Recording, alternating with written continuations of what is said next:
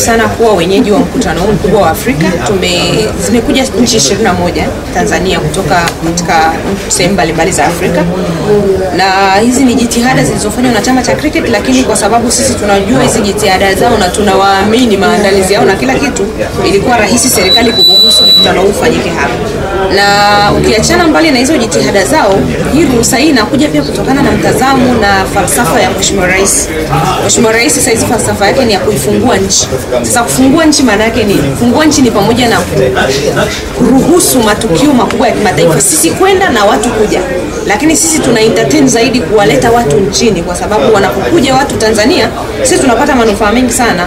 Hizi ni dola zinatembea hapa, watu wanalala, watu wanakula, watu wanatembea, watu watatumia magari na vitu kama hivyo. Kwa hiyo tu sisi ni fursa, lakini unaona wataondoka na maneno mawili matatu ya Kiswahili, tutakuwa tumesambaza lugha yetu na utamaduni wetu.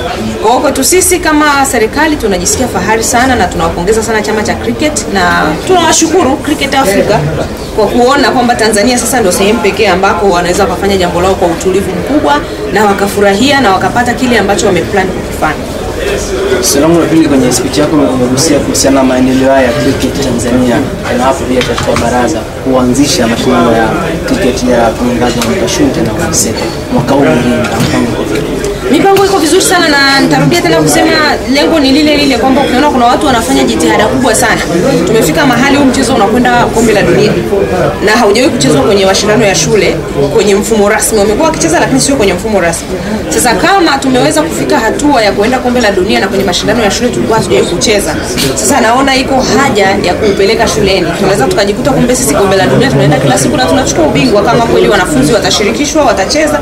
Na tunashukuru ofisi ya Rais TAMISEMI kwa kweli kwa ushirikiano wao mkubwa tulivyowapelekea hoja hii, tukawaonesha na maendeleo makubwa ya mchezo wa cricket, kwa sababu wao ndio wanasimamia sana mashindano ya umitashunta na umiseta.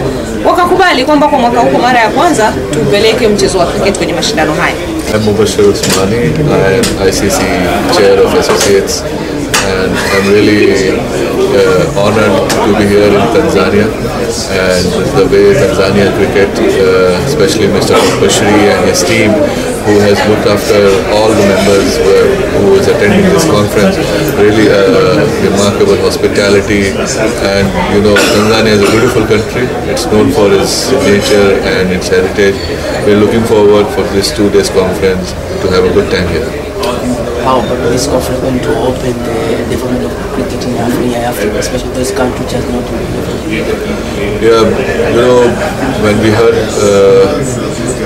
the Secretary General of the National Sports Council mentioning about how the government of Tanzania is supporting the cricket by providing lands and providing all the infrastructure, human resource support, this is something which is the requirement for the cricket to develop or any sports to develop in a country.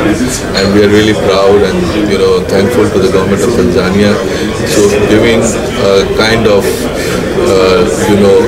learning to all the other nations that how you want to develop the cricket, you have to involve your sovereign, your government and the corporates who want to develop sports in your region.